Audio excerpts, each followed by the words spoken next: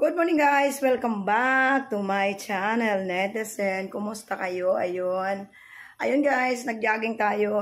Medyo hilo pa rin ang lola kasi umiinom ako ng gamot. And then,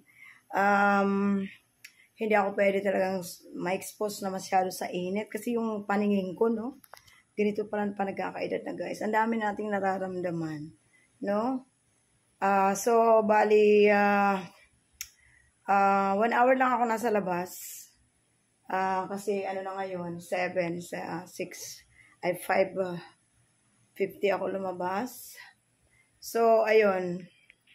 Ang hirap guys kapag nagkakaedad ka na, no? Hindi na katulad ng dati na ang dami nating mga activities. Bali, wala tayo. Sumasali pa ako sa mga panran. Pero ngayon, hindi na kaya ng lola. Yun, so, medyo hindi maganda na lagi akong masyadong sa init kasi talagang pakiramdam ko guys, silong-hilo ako at iniisip ko baka mamaya matumba ako or something. Kailangan ko talagang nasa bahay kapag nag-take ako ng medicine. So ngayon guys, ayun, kumusta naman kayong lahat? Okay lang ba kayo?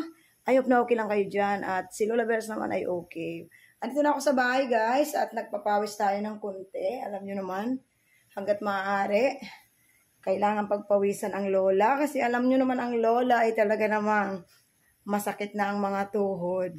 Bye guys! Ingat-ingat kayo dyan. Bye Netizen! Thank you so much!